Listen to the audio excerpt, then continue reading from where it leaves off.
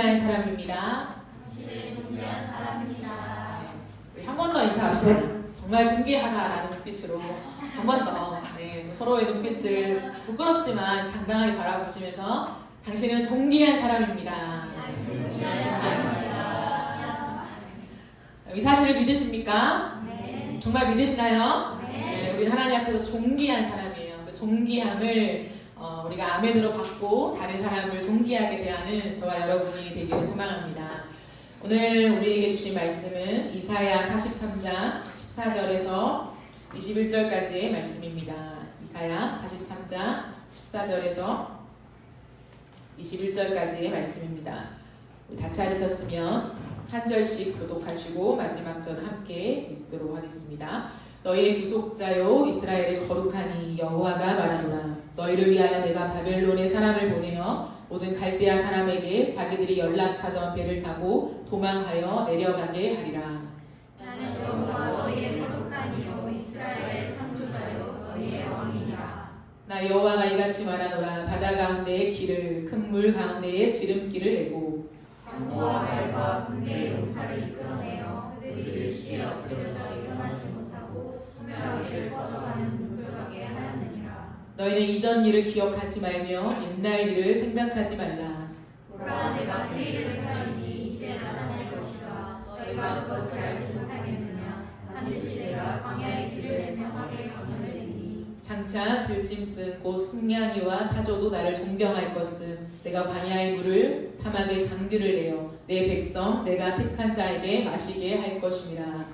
이 백성은 내가 나를 위하여 지었나니 나를 찬송하게 하려 함이니라. 아멘. 오늘은 나에게 임한 하나님 나라라고 하는 큰 주제 속에서 너는 찬송이라 라고 하는 제목으로 하나님 말씀을 함께 나누도록 하겠습니다. 여러분 삶 속에서 하나님을 기대하십니까? 하나님 정말 기대하세요? 기대한다라고 하는 것은요, 사실 말만이 아니라 마음과 행동에 변화가 나타나요. 얼마 전에 축구 경기가 있었죠. 다 보셨습니까? 한국이 이렇게 뜨거웠죠. 그 축구를 기대하는 사람, 정말 그 경기를 기대하는 사람은요, 마음과 행동이 달라요. 마음속에 뭉글뭉글 기대감이 차오르면서 보고 싶은 그런 마음들이 있죠. 뿐만 아니라 내 시간을 내어서 그게 새벽이든 상관없이 그 시간에 축구를 봐요. 직장인들은 내가 수면 시간을 줄이는 한이 있더라도 2시간, 1시간 자더라도 그 축구를 보고야 말죠. 왜 그럴까요? 그 축구 경기에 대한 기대감 때문이죠. 또 내가 좋아하는 선수가 얼마나 잘 뛸까라고 하는 여러 가지 기대감을 담아서 우리의 마음과 행동에 변화가 나타나게 됩니다. 그래요. 기대라고 하는 것은 그냥 기대합니다 이런 뜻이 아니라 우리의 마음과 행동에 반드시 변화가 온다라는 거죠. 그렇다면 다시 한번 하나님을 기대하십니까? 내가 정말 하나님을 기대하는가? 하나님을 기대함에 따라서 내 마음과 행동에 어떠한 변화가 일어나는가?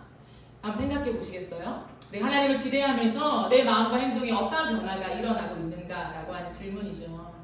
오늘 본문은 하나님의 백성들에게 새 일을 행하시는 하나님을 기대할 것을 촉구하고 있습니다. 하나님을 기대하는 사람의 특징은 무엇일까요? 과거에 머물지 않습니다. 오늘 본문 18절을 함께 보겠습니다. 너희는 이전 일을 기억하지 말며 옛날 일을 생각하지 말라라고 말씀하고 있죠. 하나님께서 이전 일을 기억하지 말래요. 왜 그럴까요? 이것은 단순히 옛날에 있었던, 이전에 있었던 기억을 삭제하라, 잊으라고 하는 뜻이 아닙니다. 왜냐하면 본문 16절, 17절에 보면 하나님이 이전 일을 기억하시며 말씀하고 있기 때문이에요. 나 여호와가 이같이 말하노라. 바다 가운데 길을 큰 물 가운데 지름길을 내고 병거와 말과 군대의 용사를 이끌어내어 그들이 일시에 엎드러져 일어나지 못하고 소멸하기를 꺼져가는 등불 같게 하였느니라 라고 말씀하시죠. 그런 다음에 18절 말씀이 이어지고 있다라는 것입니다. 그러면 16절, 17절의 말씀은 무엇을 연상케 합니까? 이스라엘 백성들의 출애굽 사건. 그래서 하나님께서 홍해를 가르신 그 사건을 지금 하나님은 똑똑히 기억하시면서 말씀하고 있다라는 거예요. 그 누구도 상상하지 못했던 엄청난 사건이었습니다. 430년 동안이나요. 애굽에 종노릇했던 이스라엘 백성들, 그들에게 출애굽이라는 것은 가히 상상을 못하는 일이었죠. 애굽을 벗어난다, 다른 세계가 열린다, 그리고 나만의 땅, 공간을 가지게 된다라고 하는 것은요, 상상이나 할 수 없었던 그런 일이었습니다. 그러나 하나님께서 모세를 통하여 이스라엘 백성들을 이끌어내실 때에 하나님의 말씀을 따라 나왔는데 그들에게 닥친 어려움이 무엇입니까? 진퇴양난이었죠. 앞에는 홍해가 있고 뒤에는 애굽의 군대가 엄청난 병거를 가지고 쫓아오고 있었다라고 하는 거예요. 그때 하나님께서 바다에 길을 내시는 놀라운 역사가 출애굽 가운데 일어났었죠. 하나님께서 그 바다의 모든 물을 벽이 되게 하시면서 마른 땅을 건너게 하신 거예요. 그리고 그 백성들이 다 건너자 뒤쫓아오는 애굽의 군대 가운데 하나님 바닷물을 닫으시면서 모든 사람이 그 바다에서 죽게 된 일을 겪었습니다. 결국에는 하나님께서 이스라엘 백성들을 이끌어서 그 노예에서 해방시켜 주시고 하나님의 구원을 맛보게 하신 거죠. 그런데 하나님께서는 지금 무엇을 말씀하시냐면 이전의 그 일들을 잊어라.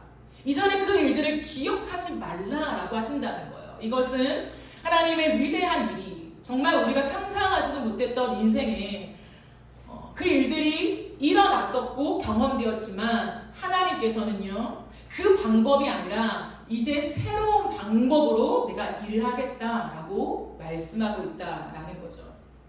이스라엘 백성들은 지금 이사야 선지자를 통하여서 이스라엘 백성들의 죄로 인해서 앞으로 바벨론의 포로로 잡혀가요. 다시 한번 포로 생활을 한다는 거죠. 그러나 너희가 바벨론에서 풀려나게 될 것이다, 해방될 것이다 라고 하는 하나님의 언약을 먼저 주신다는 거예요. 그런데 하나님께서 다시 한번 너희에게 주시는 그 구원은 이전과 같지 않다는 거예요. 하나님이 새로운 방법과 새로운 길로 너희의 인생을 인도할 것이라는 것을 말씀하고 있다라는 것입니다. 그래서 19절에 이렇게 말씀하시죠. 보라, 내가 새 일을 행하리니 이제 나타낼 것이라. 너희가 그것을 알지 못하겠느냐? 반드시 내가 광야의 길을 사막에 강을 내리니 라고 주님 말씀하고 있습니다. 무엇일까요? 과거에 머물지 말라는 거예요. 과거에 매여 있지 말라는 것입니다. 과거에 묶여 살지 말라는 것이죠. 오늘 지금 이곳에서 일하시는 하나님을 기대하라고 말씀하고 있습니다. 여러분, 과거에 하나님이 우리에게 행하신 일은 너무너무 중요하죠. 과거를 잊으면 안 돼요. 삭제하면 안 됩니다. 그 방법은 아주 놀라웠죠. 하나님께서 나를 먹이시고 입히시고 인도하신 그 모든 일들은 참 귀합니다. 그런데 그 방법을 그대로 오늘 나의 삶에 적용시키려고 하는 그 시도는 하나님과 맞지 않다는 거예요. 마치 하나님을 내 틀 안에 가두려고 하는 것과 같다라는 것을 말씀하고 있는 것입니다. 반대로 과거의 은혜가 너무 컸기 때문에 여러분, 홍해를 가르고 이스라엘 백성들이 건넌 것은요, 전무후무한 일이었잖아요. 엄청난 기적이었다라는 거예요. 그러니 과거에 하나님이 엄청난 놀라운 역사를 경험했어. 그러니까 그것으로 충분해. 내 인생에 그 홍해를 가른 것 같은 그 기적이 또 일어나겠어? 일어나지 않아도 감사해 라고 하는 그 마음들, 체념인 거죠. 뿐만 아니라 예전에 우리가 정말 뜨거웠던 그 믿음의 때가 있잖아요. 그러면서 정말 그때가 뜨거웠지. 그때 믿음이 진짜 내 신앙의 전성기였어 라고 생각하면서 하나님을 더 이상 기대하지 않는다면 하나님을 제대로 모르는 사람이라는 거예요. 과거와는 또 다른 방법으로, 새로운 방법으로 일하시는 하나님을 기대해야 합니다. 우리는 우리의 삶 속에서 과거보다 더 큰 일을 행하시는 하나님을 기대해야 한다는 거죠. 기대감이 참으로 중요해요, 여러분. 근데 우리는 뭐냐면 기대하기가 참 어렵다는 거예요. 왜요? 우리의 인생의 진퇴양난을 맞닥뜨리면 사람은요, 기대감이 아니라 두려움이 크기 때문이에요. 내가 어떻게 하면 이 위기를 모면할까 상황에 집중하기 때문에 눈을 들어서 하나님을 기대하는 것이 참으로 어렵습니다. 그렇기 때문에 하나님은 하나님의 백성들이 어떻게 살아야 하는가를 끝없이 말씀하고 있는 거죠. 상황에 몰입하지 말라는 거예요. 진퇴양난이어도 괜찮다는 거예요. 물론 우리의 삶은 힘들죠. 하지만 하나님의 백성들은, 하나님을 믿는 백성들은 상황이 아니라 눈을 들어서 하나님을 끝없이 기대해야 한다라고 하는 것을 주님 우리에게 말씀하고 있는 것이죠. 여러분, 이 기대감은요, 단순한 흥분 상태가 아니에요. 내 삶이 어렵지만 또다시 새로운 일이 일어날 거야. 하나님 어떤 일을 행하실까? 단순히 이런 흥분 상태에서 우리의 감정선을 높게 가져가라고 하는 것이 아닙니다. 하나님 오늘 우리에게 말씀하시는 건 뭐냐면 하나님을 기대하라고 말씀하시는 거예요. 하나님의 존재를 기대하라고 말씀하십니다. 주님이 강조하시죠. 내가 새 일을 행하리라. 우리의 인생 속에 하나님과의 관계에 점점 기대감이 사라지는 이유가 무엇일까요? 기대감이 낮아지는 이유가 무엇일까요? 하나님이 오늘 같은 이 말씀 속에 광야에 길을 내고 사막에 강을 내신다고 했는데 내 인생에는 좀처럼 강이 보이지 않는 거예요. 내 인생에는 하나님이 떡하니 내가 길을 냈다라고 하는 그러한 간증거리가 없다라는 거예요. 그러니까 이내 우리의 마음의 기대치가 낮아지는 거예요. 하나님을 기대했는데 이만큼 나는 상승해서 하나님을 바라봤는데 내 삶에 아무런 일이 일어나지 않네. 쭉쭉쭉쭉 수치가 낮아지는 거예요. 왜 그럴까요, 여러분? 왜 그럴까요? 내 기준 속에 항상 상황에 몰입되어 있기 때문이에요. 하나님이 광야의 길을 사막에 강을 내겠다고 했을 때 우리가 집중하는 건 뭐냐면 광야의 길이요 하나님? 그 길이 언제 납니까? 어떻게 납니까? 어떤 길입니까? 에 집중하는 거예요. 사막의 강이요? 하나님 그 강은 몇 미터의 강입니까? 아니 언제 어디에 그 강을 여실 것입니까? 강에 집중한다는 거예요. 그 누구도 하나님 존재에 집중하지 않는다는 거죠. 그렇기 때문에 우리는 상황이 열리지 않고 내 삶에 말씀대로 응답이 없네 라고 하는 현실을 지속하면 지속할수록 하나님을 향하여 이제는 기대하지 않아요. 하나님 인도하시겠지. 우리의 삶은 하나님 손에 있으니까. 그러나 또 내 삶을 내 힘으로 의지로 살아가야지 라고 하는 것으로 우리의 신앙이 굳혀지게 된다는 거예요. 근데 하나님 분명히 이스라엘 백성들에게 말씀하시는 게 뭐냐면 누가 새 일을 행하냐는 거예요. 존재에 집중하라는 거예요. 우리는 항상 방법이에요. 그리고 때에 언제 하나님 언제 이루실 건데 그것만 말씀해 주세요. 그리고 어떠한 방법으로 이루실 건데요. 하나님 과거의 방법이 아니면 어떠한 방법이에요? 새로운 방법이 뭐예요? 라고 하는 그것에 굉장히 집중한다는 거예요. 그러니까요 하나님과 코드가 안 맞는 거예요. 하나님 오늘도 강조하는 것은 내가 끝없이 내가 너희를 택하였기 때문에 내가 반드시 인도할 것이다. 누가 자신이 생각하는 타이밍과 방법과 상황을 내려놓고 하나님 그분을 끝없이 기대할 것인가 라고 하는 거예요. 여러분 하나님을 기대한다라고 하는 것은요 우리의 평생에 하나님을 향한 기대치가 계속 상승할 수 있다는 거예요. 이것을 곰곰이 묵상해 봐야 돼요. 왜 내 인생에 하나님과의 신앙생활 속에 내 기대치도 왔다 갔다 하는가? 바닥을 치는가?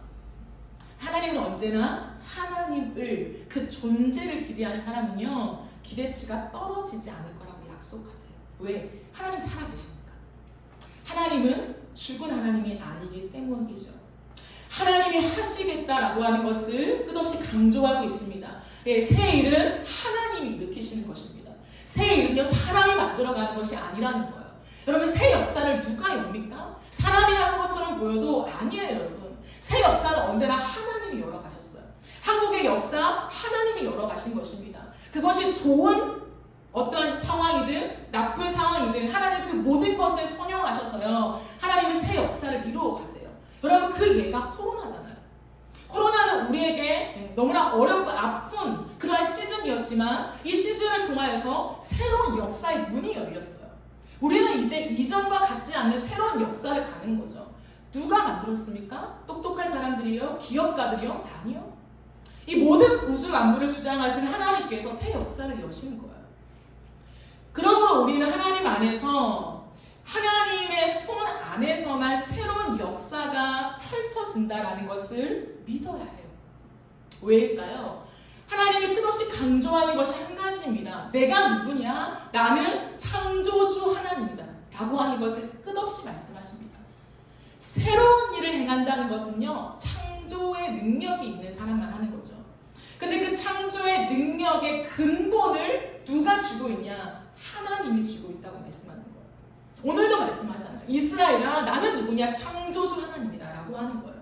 그러므로 여러분, 우리가 이 땅을 살아가는 동안에 사람의 어떠함을 통하여서 많은 새로운 작품과 새로운 일들이 일어나곤 하지요.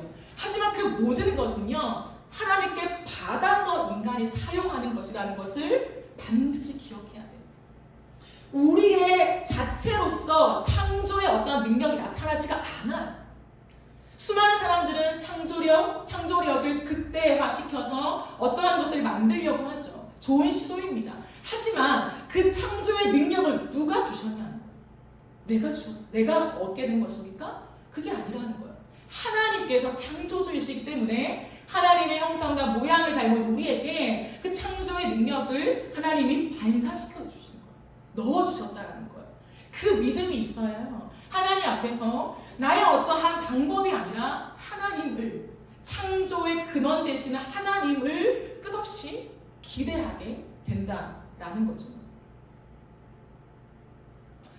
우리가 오늘 이 말씀 앞에 반드시 기억하면서 돌아보아야 할 것이, 나는 길을 기대하는가 아니면 길을 만드신 하나님을 기대하는가. 정말 나는 내 인생에 길을 기대하는가 아니면 길을 만드시고 만드실 그 하나님을 기대하는가. 이것은요, 엄청난 신앙의 차이를 낳습니다. 하나님께서 오늘 또 하나의 메시지를 주십니다. 두 번째로 하나님을 기대하는 사람의 특징은요, 하나님께 민감합니다. 그럼 민감하다는 게 뭘까요? 민감하다는 것은요, 반응이 빠르다는 거. 굉장히 반응이 빠르게 나타나는 거죠. 무언가를 향하여서 내가 대수롭게 여기지 않는 거예요. 거기에 내가 민감하다라고 했을 때는 그 영역만큼은, 그 사람에게만큼은 대수롭게 넘어가는 것이 없어요. 하나님께 민감한 사람은요, 하나님께 대한 반응이 빠릅니다. 근데 여러분, 반응이 빠르려면요, 그 대상에게 자극이 커야 해요. 그러니까 그 대상에게 받는 자극이 커야 한다는 거죠. 자극이 크려면 어떻게 할까요? 내 힘을 빼야 합니다. 여러분, 요가나 필라테스를 해본 적이 있으십니까? 요가나 필라테스를 할 때 경직되어 있으면 몸의 흐름을 잘 느끼지 못하죠. 그것을 할 때 가장 중요한 게 호흡의 변화를 느끼는 거, 호흡의 흐름, 움직임을 느끼는 거라고 하더라고요. 힘을 빼야만 호흡의 길을 읽어갈 수 있대요. 내 호흡이 지금 어디를 향하고 있는가, 이 호흡의 길을 내가 스스로 읽어갈 수 있다라고 하는 거예요. 그렇기 때문에 몸에 받는 자극을 굉장히 빠르게 캐치할 수 있습니다. 내가 힘이 들어가면 호흡이 어디로 가는지 잘 몰라요. 근육이 어디로 움직이는지 잘 몰라요. 힘이 이미 들어가 있기 때문에. 근데 힘을 탁 빼고 릴렉스하면요, 아, 내 근육이 지금 여기를 자극하고 움직이는구나. 이것을 빠르게 감지하게 된다라고 합니다. 그러니까요, 반응이 빠른 거예요. 말씀하시는 대로, 선생님이 말씀하시는 대로, 오, 되네? 이렇게 호흡이 가고, 이렇게 근육이 움직이는 게 느껴지네? 라고 하면서 내 몸과 다리가, 손과 발이요, 움직여가는 거예요. 반응이 빨라지는 거죠. 여러분, 우리가 옆에 사람에게 민감하다라고 하는 것은요, 옆 사람의 표정과 옆 사람의 행동이에요. 굉장히 반응이 빠릅니다. 분위기를 읽는다라고 하죠. 저 사람의 분위기를 읽는다. 똑같이 말하는 것 같지만 그 사람에게 민감한 사람은요, 아주 작은 것을 캐치해내요. 아닌데? 지금 기분이 좀 안 좋은 것 같은데? 기분이 좀 좋은 것 같은데? 이것을요, 대부분의 사람들은 못 느껴도 그 사람에게 민감한 사람은요, 훨씬 더 잘 느낀다는 거죠. 그런데요, 자기가 너무 강한 사람이죠. 내가 너무 강한 사람은요, 옆에 사람의 움직임을요, 잘 못 느껴요. 둔하다고 하죠. 둔해서요, 옆 사람이 마음이 상해도 마음이 상한 줄 모르고 옆 사람이 지금 뭔가 분위기가 안 좋은데 그 분위기를 못 맞추고 깔깔거리고 웃는 거예요. 그러다 나중에 혼나죠. 그러한 피트가 안 맞는 일들이 일어나게 된다는 거예요. 내 기준으로 상대를 자꾸만 보려고 하는 사람, 내가 강한 사람이죠. 내 자아가 강한 사람. 그렇기 때문에 사람에게 민감할 수가 없는 것입니다. 우리가 하나님 앞에서 마찬가지인 것 같아요. 하나님 앞에서 누가 하나님 앞에 민감하게 반응하는가라고 했을 때요, 내 힘을 빼는 사람, 항상 내 기준에서 하나님을 생각하고 내 상황을 기반으로 해서 하나님을 해석하려고 하는 사람은요, 하나님께 민감하기가 참 어려워요. 그러니까요, 신앙생활을 지속해도 하나님과의 인격적인 관계가 깊어지지가 않아요. 하나님의 일하심을 빠르게 감지하기가 좀 어렵다라고 하는 거죠. 왜요? 항상 내가 우선이니까. 내 신앙에 무언가가 기반이 되어서 하나님을 보니까 그게 어려워지는 거죠. 저는 이것을 나에 대한 집중력이 강한 사람이라고 표현하고 싶어요. 그러니까 나에게 집중하는 거죠. 내 움직임, 내 마음, 내 감정, 내 상황. 그런 사람은요, 하나님과의 관계가 속도가 붙을 수가 없는 거죠. 근데 하나님께 민감한 사람은요, 새 일을 행하실 하나님에 대해서 마음이 열려 있는 사람이에요. 마음을 계속 닫으면요, 하나님의 말씀이 이렇게 들려져도 하나님 앞에서 내 마음을 좀 닫고 있으면요, 하나님이 어느 순간 말씀하지 않아요. 그건 뭐냐면, 말씀하시죠. 성경도 우리에게 여전히 있고, 설교도 듣고, 여러분이 뭐 유튜브나 여러 가지 방편으로 말씀을 들을 기회가 있죠. 그러나 내 삶에 적실하게, 내 삶에 하나님이 정말 앞에 계신 것처럼 이거다 라고 설명하시며 나와 인격적인 관계를 나누는 그 말씀이요, 우리의 인생 속에, 신앙생활 속에 희미해져 가요. 왜 그럴까요, 여러분? 사람과의 관계도 마찬가지예요. 누군가 관계를 하잖아요. 교제를 하잖아요. 그러면 내가 누군가한테 이런 말을 해요. 말을 하는데 그 사람이 듣는 것 같아요. 듣는 것 같은데 그 말대로 하지 않아요. 그때는 대충 좋은 분위기로 이렇게 가는데 그 다음에 그 말로 따라가는 것이 아니라 전혀 다른 길을 걸어가요. 그럼 어떻게 할까요? 더 이상 그 사람에게 말하기 어렵죠. 침묵하는 거. 그 사람에게 뭐 말하기 싫거나 그런 게 아니라 말해봤자 더 이상 이 사람에게는 아무런 효과가 없다라는 것을 깨달으면서요, 말을 안 하게 된다는 거예요. 여러분, 이건 하나님과의 관계도 마찬가지입니다. 왜 그럴까요? 하나님은 우리가 어떠한 모습이든 우리를 사랑하시고 우리를 이해하시고 그런 분이 아닌가? 근데 왜 그러냐면 하나님이 인격적이시기 때문이에요. 이게 굉장히 중요하거든요. 하나님은 끝없이 우리에게 나는 신이고 너희는 피조물이잖아 라고 말씀하시지 않아요. 하나님은 나와 너는 인격적인 관계다 라고 말해요. 그렇기 때문에 우리가 하나님을 찾지 않고 우리의 마음에 어느 정도 마음을 닫고 하나님을 대하면요, 하나님이 더 이상 우리에게 말씀하시지 않는 때가 있다라는 거죠. 마음을 닫는다는 것은요, 그냥 확 마음을 닫고 뭐 어떤 걸 말해도 나는 듣지 않을 거야, 이것이 아니라요. 우리의 생각을 가지고 주님께 나아갈 때 이게 마음이 닫히는 거예요. 왜요? 내 생각과 맞으면 예스가 되지만 내 생각과 부딪히면 웨이팅이 되는 거예요. 잘 모르겠는데. 근데 우리는 사람과의 관계에서는 그럴 수도 있어요. 근데 하나님 앞에서는 그러면 안 된다는 거예요. 왜일까요? 무서우니까? 그런 게 아니에요. 어느 정도 우리가 신앙의 깊이로 들어왔다라고 전제했을 때요, 완전 세 가지 말고요, 들어와 전제했을 때 우리에게 가장 중요한 거 한 가지를 꼽으라면 신뢰거든요. 신뢰. 하나님을 하나님으로 신뢰하는 것, 믿는 것이라는 거예요. 근데 그 하나님을 하나님으로 믿는 것은 무엇일까요? 하나님의 말씀은 언제나 옳다라고 하는 대전제예요. 대전제. 그것은 하나님이 신이니까 나는 그 앞에 꿈쩍도 못하고 무조건 예스만 해야 돼, 그런 것이 아니라요, 우리가 하나님을 믿는다라고 표현하는 건 뭐냐면, 하나님은 우리와 다릅니다. 하나님 피조물이 아니십니다. 하나님은 하나님이시기 때문에 하나님이 하신 모든 말씀은 옳습니다. 이게 되어야 돼요. 그러면 무조건 예스맨이 돼야 되는가? 그렇진 않아요. 하나님이 어떤 말씀을 딱 던져주세요. 하나님 말씀을 읽어요. 근데 내 생각과 부딪히거나 내 상황과 맞지 않거나 또는 내 마음에 내키지 않을 때도 있잖아요. 그렇게 하고 싶지 않은데 여러 가지가 있을 수 있어요. 그런데 열린 마음이라는 건 뭐냐면 하나님 내가 지금 그런 마음이지만 하나님이 말씀하셨기 때문에 제가 그 말씀을 내 마음과 내 삶에 담아내기를 원합니다. 하나님 그런데 여전히 내 마음에 이해되지 않고 어려운 부분이 있어요. 근데 내가 이 어려움을 가지고 하나님 앞에 따지거나 내가 하나님 앞에서 돌아서지 않을게요. 하나님 말씀하셨으니까 제가 주님 앞에 열린 마음으로 하나님 이것을 받을 수 있도록 나를 도와주세요 라고 하며 하나님과의 관계 속에 하나님의 도우심을 요청하는 거예요. 그런 사람의 인생 속에서는요 하나님이 말씀하시는 길이 자꾸 열려요. 그리고 하나님과의 관계가 깊어져요. 하나님이 우리에게 그 말씀을 하시는 거예요.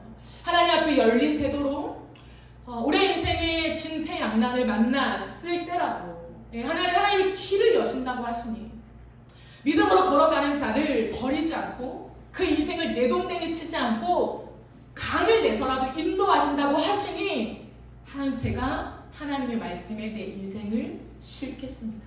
그리고 그 믿음이에요. 그렇다면요 우리가 혹여나 우리 한 가지 마음 있잖아요. 내가 하나님 앞에 예스 했는데 그게 하나님의 진짜 나에게 하신 말씀이 아니면 어떡하지? 그런 거 있잖아요. 나는 하나님 말씀이라고 믿고 내 인생을 걸었어요. 근데 혹시나 하나님이 이거 말씀하신 게 아니고 내가 착각한 건 어떡하지? 그럼 그럴 때 발휘되는 게 뭐냐면 하나님이 우회하게 하신다는 거예요. 하나님은 우리의 인생 속에 내가 혹시나도 하나님 뜻인 줄 알고 갔는데 이게 하나님 뜻이 아니었어요. 그러면 반드시 우리의 삶을 인도하셔서 하나님의 뜻 안에 걸어가게 하십니다. 그러니 두려워할 필요가 없는 거예요. 우리가 하나님 앞에서 가져야 될 태도는 하나님을 신뢰하고 그 말씀의 자극이 내 안에 올 때에 그 자극대로 반응해 가는 거예요.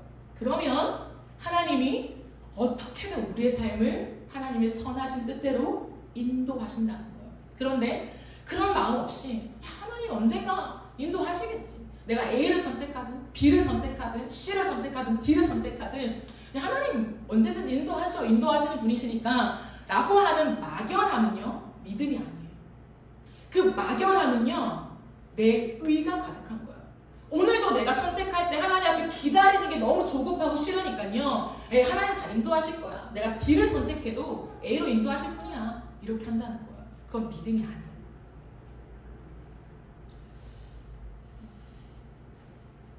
하나님 앞에서 하나님의 말씀과 그분의 존재 앞에 민감하게 반응하는 사람은요 하나님이 이미 새 일을 시작하고 있다는 것을 감지할 수 있다라고 하십니다. 하나님 오늘 말씀하신 내가 새 일을 행하리라 라고 하신 거잖아요. 내가 강을 내리라 라고 하는 것을 주님 뭐라고 하시냐면 이미 시작된 것이라고 하는 거. 참 웃기죠. 하나님이 아직 일하지 않았어요. 하나님 미래에 일으키실 일이에요. 그런데 그 하나님은 미래에 가서 내가 강을 내줘야지, 길을 내줘야지 라고 해서 하시는 분이 아니라 이미 우리의 인생 가운데 길을 내고 계시다는 거예요. 그 하나님을 믿게 된다는 거죠. 여러분 이게요 다윗의 믿음이었어요. 시편 22편 3절을 먼저 한번 띄워주시겠어요? 다윗이 이렇게 고백하거든요. 이스라엘 찬송 중에 계시는 주여 주는 거룩하십니다 라고 고백을 해요. 시편 22편은요 메시아시로 알려져 있습니다. 예수님께서 걸어가시면서 예수님이 행하신 그 일을 사실은 예언하고 있는 게 22편이라는 거예요. 근데 22편은 또한 다윗의 인생을 지금 노래하고 있는 거예요. 무엇일까요? 지금 나는 다윗의 자신의 인생을 걸어가는데 미래 예수님께서 십자가에서 제비 뽑아 옷을 나누어 가지는 그 일을 지금 노래하고 있다는 거예요. 내 고난이 그만큼 나는 아픕니다라고 고백하는데 미래 예수님께서 당하실 고난하고 지금 연결되어 있는 거예요. 이해되십니까? 이게 무슨 일일까요? 내가 오늘을 걸어가는 이 삶이요, 미래에 하나님이 이루실 것과 연결되어 있다는 거죠. 오늘 우리가 하나님 앞에서 걸어가는 이 인생이, 나는 지금 너무 힘들고 아무것도 보이지 않고 하나님의 길을 만드실까 말까 이렇게 하고 있는데, 하나님은 뭐냐면, 아니, 나는 이미 너의 인생을 향해 길을 만들고 있어 라고 말한다는 거죠. 우리의 삶에요, 하나님이 일하실까 일하시지 않을까, 그 두려워할 필요가 없다라는 걸 말씀하시는 거예요. 하나님 이미 모든 걸 계획하시며 우리의 삶을 인도하고 계시기 때문에 하나님을 믿고 따라오라고 주님 말씀하고 있다라는 거죠. 그런 사람은 기도합니다. 예레미야 33장 3절에 이렇게 말하고 있죠. 너는 내게 부르짖으라 내가 내게 응답하겠고 네가 알지 못하는 크고 은밀한 일을 내게 보이리라. 이게 무엇일까요? 너가 나에게 부르짖으면 내가 너에게 응답하겠고 네가 알지 못하는 크고 은밀한 일을 너에게 보이리라라고 말합니다. 네가 알지 못한 일을 내가 급작스럽게 만들어서 너를 위해서 내가 행할 거야 라고 말씀하시지 않고, 기도할 때에 하나님이 이미 만들어 계시는 그 하나님의 작업들을 커튼을 열어서 보여주신다는 거예요. 미리. 기도하는 자가 내 인생의 미래를 설계하고 계시는 하나님을 만나게 된다는 거예요.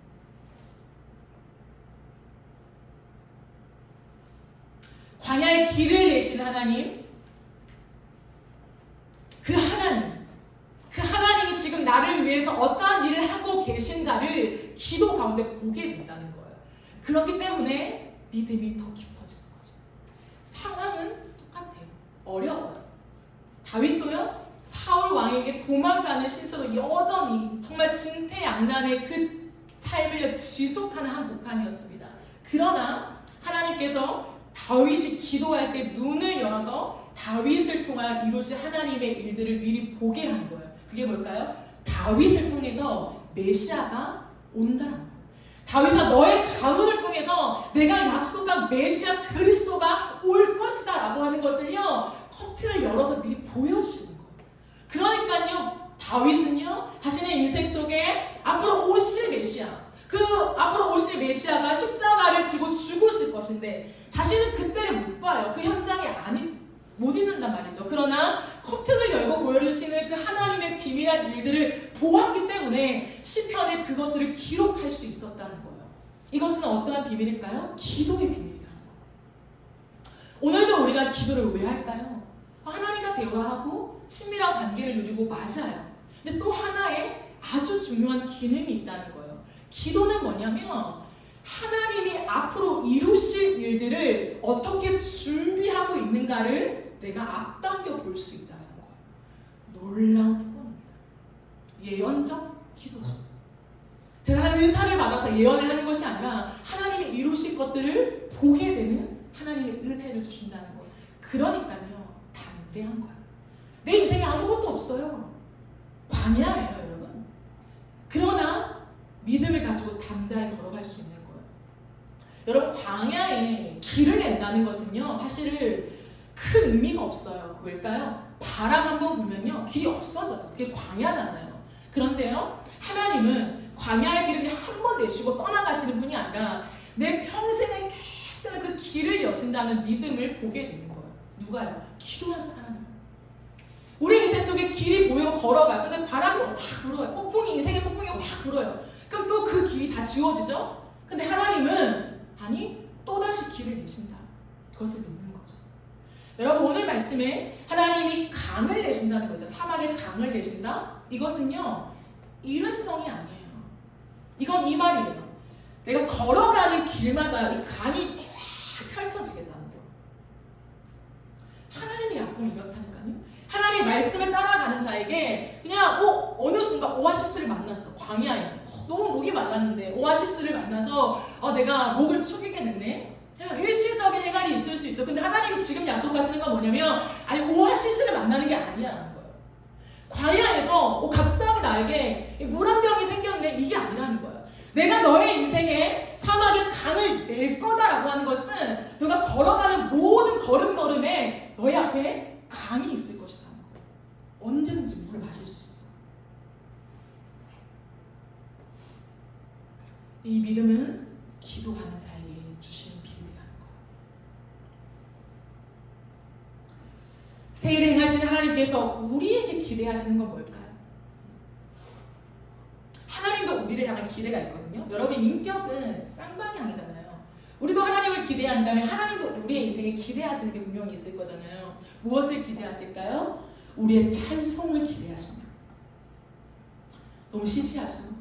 근데 우리 하나님이요, 가장 기대하시는 게 뭐냐면 우리로 하여금 하나님을 찬송하는 것을 너무나도 기대하신다는 거예요. 왜일까요? 하나님은 우리를 창조하실 때, 우리를 지으실 때 목적을 주셨습니다. 그 목적은 우리가 하나님을 찬송하는 거예요. 하나님의 형상과 모양을 닮아 우리를 만드시고 대단한 역사와 능력을 일으키는 존재로 우리를 창조하신 게 아니라 하나님 우리의 인생의 목적, 다른 건 다 부수적이에요. 목적은 뭐냐면 하나님을 찬송하게 합니다. 그러니까 에덴 동산을 다 주셨죠. 다. 조금만 주시고 재료만 주시고 너가 다 경작개발 하신 게 아니라 다 주셨어요. 다 주시고 관리만 하게 하신 거죠. 왜? 하나님을 끝없이 찬송하라. 그러기에 오늘 21절은 이렇게 말합니다. 내 백성은 내가 나를 위하여 지었나니 나를 찬송하게 하려 하십니다. 우리가 하나님을 찬송할 때요, 우리에게 하나님 나라가 임합니다. 여러분. 우리가 하나님을 찬송할 때요, 하나님이 우리 가운데 임재하신다는 거예요. 그게 아까 우리가 살펴본 다윗이 고백한 거잖아요. 이스라엘의 찬송 중에 계시는 주여, 주는 거룩하십니다. 찬송 중에 주님이 거하신다라고 말씀합니다. 왜요? 찬송은 구원받은 하나님의 백성들의 마땅한 반응이거든요. 여러분, 찬송은요, 단순한 음악적인 노래가 아니에요. 찬송은 단순히 흥얼거리는 내 기분을 좋게 해주고 내 마음을 표현하는 어떤 수단이 아니라는 거예요. 찬송은 뭐냐면 하나님과 인격적으로 내가 마주하고 있는, 이 닿아 있는 내가 하나님께 올리는 반응, 믿음의 반응, 믿음의 고백을 주님 찬송이라고 하신다는 거예요. 그렇기 때문에 여러분, 아담과 하와가 에덴 동산에서 잃어버린 게 무엇일까요? 하나님은 아담과 하와를 창조하시고 에덴 동산에서 찬송을 받기 원하셨죠? 아담과 하와가 잃어버린 게 무엇일까요? 하나님은 왕이십니다라고 하는 찬송을 잃어버린 거예요. 그는 그 에덴 동산을 거닐면서 하나님이 왕이십니다. 하나님이 주권자이십니다. 하나님, 내가 주인이 아니라 하나님이 주인이십니다. 하나님은 그것을 받기를 원하셨는데 그것을 잃어버렸죠. 우리의 인생도 동일할 수 있다는 거예요. 여러분, 찬송은요, 단순히 이런 예배 모임에 와서 어떤 하나의 순서로 우리가 하나님 앞에 드려지는 단순한 노래가 아니라는 거예요. 그 이상의 의미가 있습니다. 그 이상의 의미는 무엇일까요? 하나님 오늘 분명하게 말씀하십니다. 야곱아, 나는 너희의 왕이다.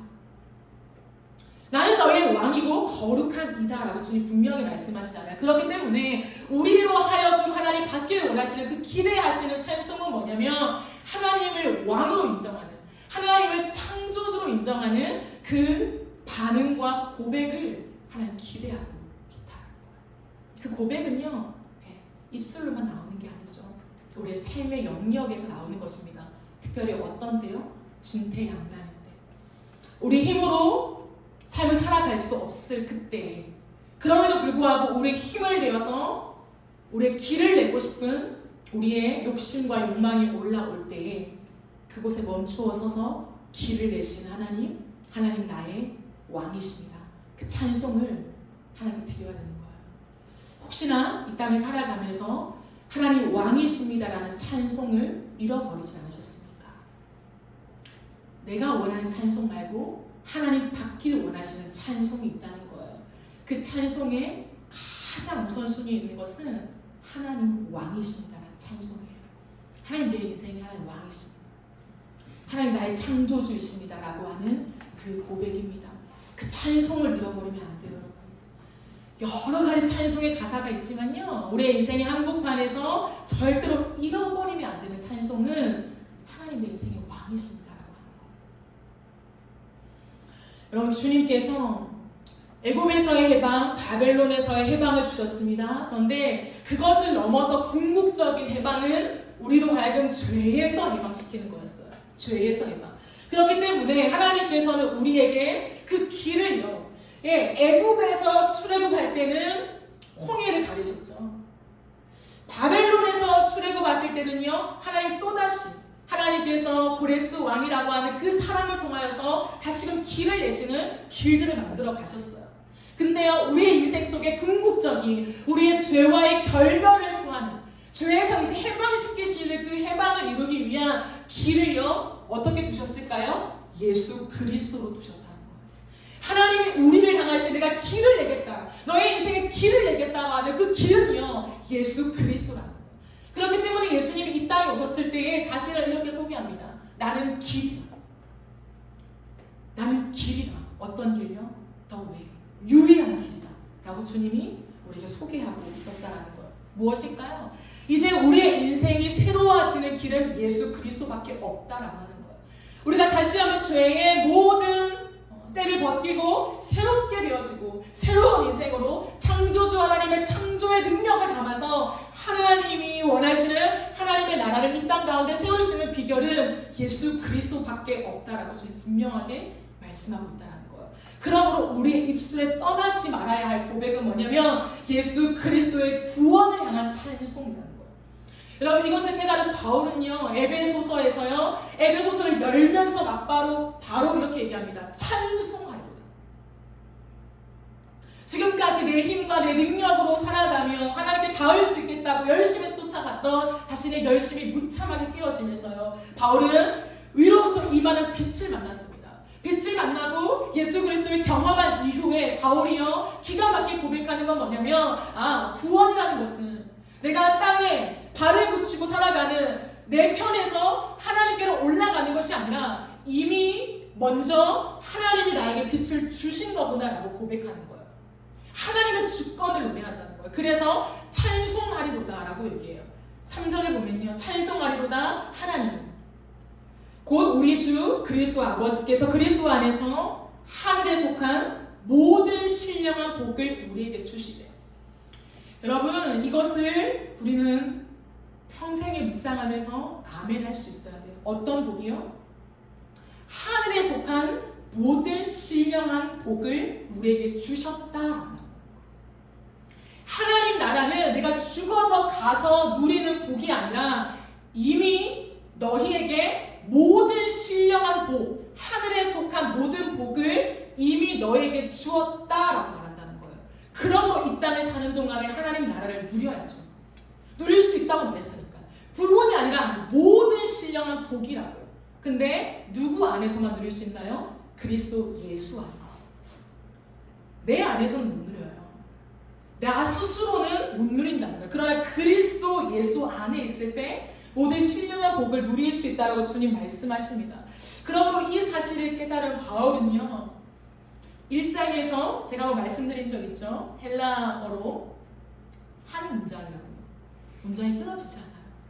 찬송하리로다부터 시작해서요, 무엇을 노래하냐면 성부 하나님의 구원하심, 성자 예수님의 구원하심, 성령 하나님의 구원하심, 그분이 삼위일체로서 각각 이 구원을, 우리를 향한 구원을 이루시기 위해서 어떠한 일을 하셨는가를 노래하고 있어요.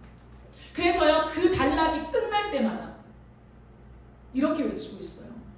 6절을 보면 이는 그가 사랑하신 자 안에서 우리에게 거저주시는 바 그의 은혜의 영광을 찬송하게 하는 것입니다. 그 전까지는 뭡니까? 성부 하나님이 행하신 구원의 역사입니다. 그리고 그 다음에 성자 예수님 행하신 십자가 구원의 역사를 말하면서 12절에 이는 우리가 그리스도 안에서 전부터 바라던 그의 영광의 찬송이 되게 하려 하십니다. 그리고 마지막으로 성령의 인치심의 역사를 노래하면서 14절에 이는 우리 기업의 보증이 되사 그 얻으신 것에 속량하시고 그의 영광을 찬송하게 하려 하심이라 라고 주님 말씀하고 있습니다. 무엇일까요? 찬송이라는 거예요. 그리스도 안에서 이루신 구원의 놀라운 역사를 찬송하라, 찬송하라, 찬송하라. 그 찬송이 이제 우리의 새 이름이 되었도다 라고 바울은 선포하고 있다라고 하는 거예요. 하나님을 믿는다는 것은요, 그냥 막연한 신앙이 아니라는 거예요. 우리의 인생을 걸어가는 그 한복판에서 걸음걸음마다요, 예수 그리스도의 구원하심을 노래하면서 나를 새로운 피조물로 만드신 하나님의 구원을 노래하면서요 찬송하는 것, 여러분, 그것이 믿음이라고 말합니다. 우리의 인생 속에 하나님을 위해 살아간다고 하면서 우리의 삶에 하나님을 향한 찬송이 없다면요, 그건 아닌 거예요. 여러분, 아니에요. 우리의 입술에 하나님을 향한 찬송이 있어야 돼요. 단순히 흥얼거리는 음률 이상으로 하나님을 향한 고백이 있어야 돼요. 내가 할 수 있어도, 하지 못한 일이 있어도, 어떠한 경우라도 하나님 왕이세요. 예수님, 나 같은 자를 건지신 하나님의 구원의 은혜가 오늘도 나를 새롭게 살게 합니다. 나를 새 부대로 만들어 놓으신 하나님의 은혜를 찬양합니다 라고 하는 그 찬송이 터져 나오는 거예요, 여러분. 그러니까 많은 사람들이요, 주날 구원했으니 어찌 잠잠하리라고 고백하는 거예요. 단순한 흥이 아니라 그 감격, 이 영에서 터져나오는 고백 속에 주님이 나 같은 죄인을 구원했으니 어찌 잠잠하니, 어찌 잠잠하니, 나 춤추리. 그 춤을 추는 거예요. 예배 나와 손을 드는 거예요. 그냥 고상하게 앉아서 예배하는 것이 아니라 나 같은 죄인을 건지시, 오늘도 이번 한 주를 지나가면서 내 마음대로 살았던 이 죄인을 또 받아주시는 그리스도의 십자가의 대속의 은혜를 기억하면서 주님, 나 같은 자에게 다시 이 예배의 기회를 주신 하나님 앞에 찬송하며 손을 들며 무릎을 꿇으며 내 온 몸과 마음을 다해서요 역동적으로 주님을 찬양하는 것이 찬송의 의미라는 거예요. 여러분, 그게 찬송이에요. 예배를 준비하더라도요, 정말 온 마음을 다해 하나님 앞에 드려갈 그 찬송을 준비하는 그것이요, 주님 말씀하시는 새 이름에 합당한 찬송이라는 거예요. 사랑하는 여러분, 여러분의 삶에 찬송이 있습니까? 이 가슴 벅찬 찬송이 있습니까? 하나님 앞에 엎드려서 하나님, 난 아무것도 할 수 없어요 라고 고백하는 그 찬송이 있으시냐는 거예요. 그 찬송을 회복해야 돼요. 단순한 머리가 아니라 가슴으로 하나님께 만나는 그 찬송, 나의 고백, 그 안에 그리스도의 대속의 은혜가 있어야 돼요. 십자가, 보혈, 세상 사람들은 동의할 수 없는 그 단어들이지만 하나님의 백성들은요, 다른 어떤 위로가 아니라 십자가, 다른 어떤 위로가 아니라 보혈, 다른 어떤 위로가 아니라 예수의 이름만 주님을 찬양할 때요, 세상이 줄 수 없는 평안과 위로가 누려지는 자들이 그리스도인이에요. 하나님의 백성입니다. 나는 이 백성을 내 구원을 찬송하라고 지었다. 예수 그리스도의 보혈을 통하여서 이제 너는 찬송이 될지라. 너의 이름은 찬송이다. 주님 우리에게 말씀하십니다. 바라는 것은 이번 한 주를 지나가면서 우리의 인생에 주님을 향한 뜨거운 찬송을 올려드리길 원해요. 하나님, 잃어버린 내 찬송이 무엇입니까? 잃어버린 내 신앙의 고백들이 무엇입니까? 왜 내 삶에는, 왜 삶의 한복판에서는 하나님을 향한 눈물의 기도가 없습니까? 하나님, 예배당을 나가서라도 내 가정과 직장과 일터 속에, 삶의 현장 속에 찬송이 되겠습니다. 주님의 구원을 노래하겠습니다. 네, 주님, 당신 나의 왕이십니다. 그리고 내 인생에 새해를 행하실 주님을 찬양합니다. 기대합니다. 이런 고백이 정말 여러분의 삶 속에 있게 되기를 간절히 바라고 소망합니다. 아멘. 우리 함께 찬양합시다.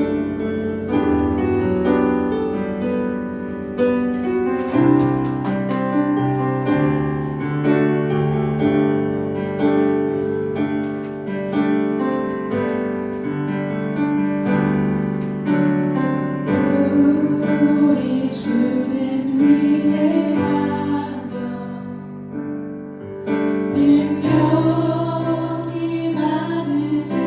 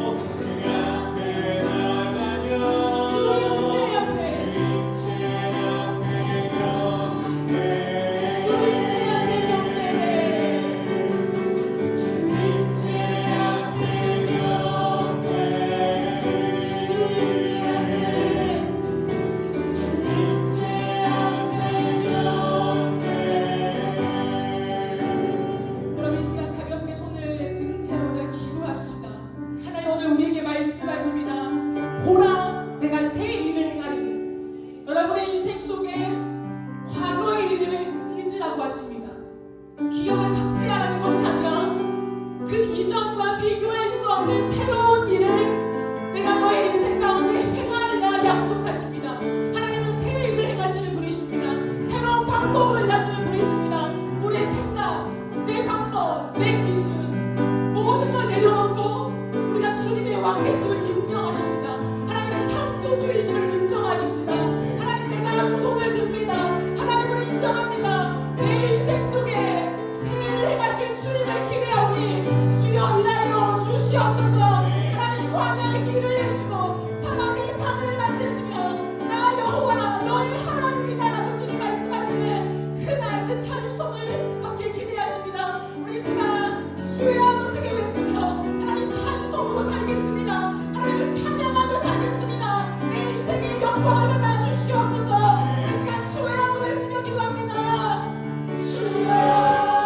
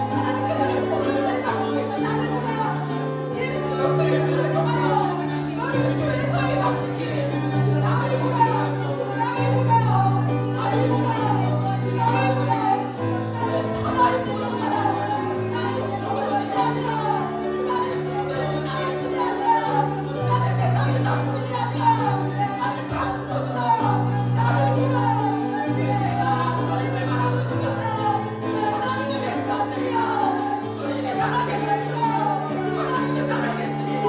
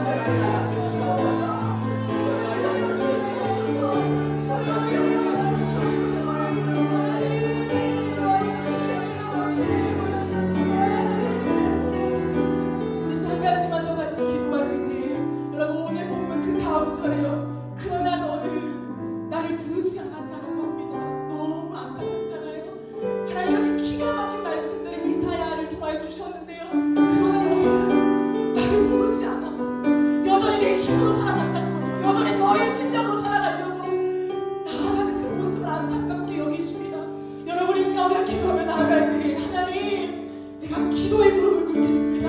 내가 하나님을 부르짖겠습니다. 하나님, 내 기도를 통하여서 세례를 행하고 계시는, 이미 만들고 계시는 그 하나님의 일들을 보는 은혜를 허락하여 주시옵소서. 우리의 인생 속에 내 힘이 아니라 기도하며 나갈 때에 기도가 응답되어지게 하시고, 내 인생 속에 살아계신 하나님을 맛볼 수 있는 그런 은혜를 우리의 인생과 가정과 우리의 일터 가운데 하나님 허락하여 주시옵소서. 주의 한 외치고 기도하며 나갑니다. 주여,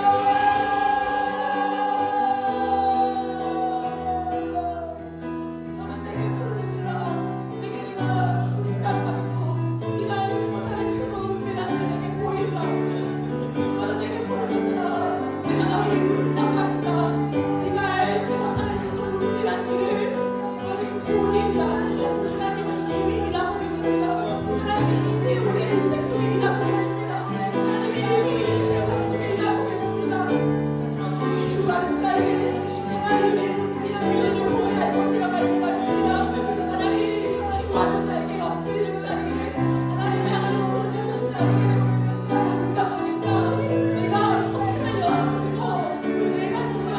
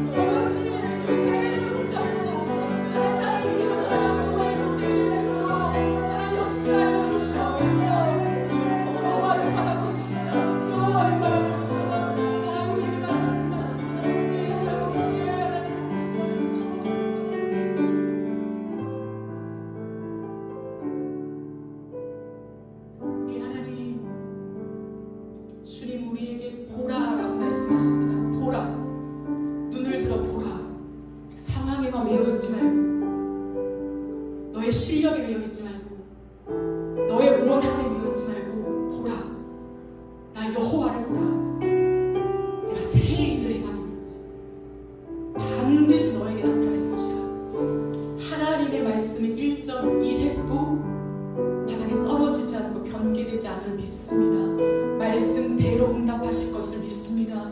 하나님 내 인생의 창조주이시며 하나님 내 인생의 왕이십니다. 하나님 거룩하신 분이십니다. 오늘도 내 마음을 청소하고 내 삶을 청소하며 이스라엘의 왕, 나의 왕, 온 우주의 왕 대신 주님이 앉을 자리를 준비하는 자가 되기를 원합니다. 찬송, 이스라엘은 찬송 중에 주님은 거하신다.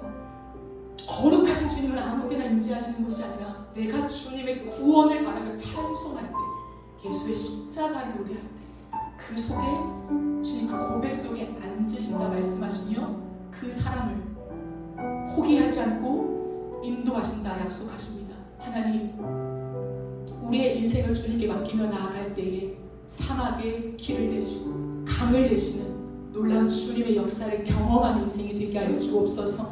하나님, 하나님을 향한 우리의 기대치가 낮아질 수 없습니다. 하나님 하나님이시기 때문에 하나님이 약속한 것을 아들을 죽기까지 내어주시면서 이루시는 분이시기 때문에 반드시 이루어집니다. 하나님은 언제나 모르십니다. 그러기에 주님, 우리의 인생을 주님 앞에 겁니다. 기다리겠습니다. 하나님을 의지하겠습니다. 따르겠습니다. 주여, 우리의 인생의 새 일을 행하여 주시옵소서. 놀라운 찬송을 받아주시고 세상의 한복판에서 수많은 사람들에게 하나님의 존재, 하나님은 죽은 신이 아니라 살아있는 나의 하나님이다, 우리의 하나님이시다. 하나님, 이 고백을 올려드릴 수 있도록 우리 인생의 복의 복을 더하여 주시옵소서. 감사드리며 예수님의 이름으로 기도드립니다. 아멘.